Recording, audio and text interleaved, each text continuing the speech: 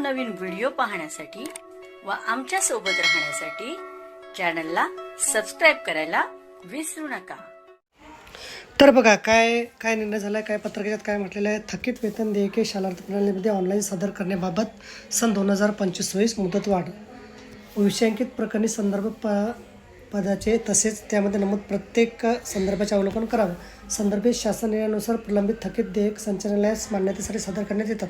मुख्याध्यापक, अधीक्षक, वेतन पथक, शिक्षणाधिकारी, लेखाधिकारी, विभागीय शिक्षण उपसंचालक व विभागीय शिक्षण उपसंचालक कार्यालयामार्फत पुनर्तपासणी करून ती देयके नियमानुसार देय असल्याची खात्री करून सदर देयके संचालनालयास मान्यतेसाठी सादर होणे आवश्यक आहे। यामध्ये लाभार्थी कर्मचाऱ्यांची वैयक्तिक मान्यतेची खात्री करणे, ज्या कालावधीत त्यांचे देयके आहे त्या कालावधीत सदर व्यक्तीने खरोखर त्या शाळेत, सैनिक शाळेत, उच्च माध्यमिक शाळेत काम केले होते, त्यांची मान्यता बॅकडेटेड केली नाही याची खातरजमा करणे, प्रकरणाची डिजिटेशनमध्ये असणाऱ्या दस्तावेजानुसार पडताळणी करणे, मान्यतेचे मूळ दस्तावेज वेतन पथक, शिक्षणाधिकारी, विभागीय शिक्षण उपसंचालक कार्यालयात आहे का याबाबत खातरजमा करणे इत्यादी बाबी समाविष्ट आहेत।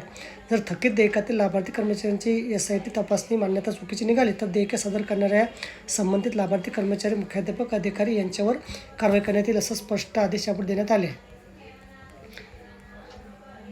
प्राप्त परिस्थितीत मुख्याध्यापक, शिक्षणाधिकारी, विभागीय शिक्षण उपसंचालक यांच्या स्तरावरील प्रलंबित देयकाची संख्या पाहून पाहता थकीत देयकाची आर्थिक प्रशासकीय चौफेर तपासणी करून देयके संचालनास सादर करण्यासाठी 12 मार्च 2026 पर्यंत मुदतवाढ देण्यात येत आहे।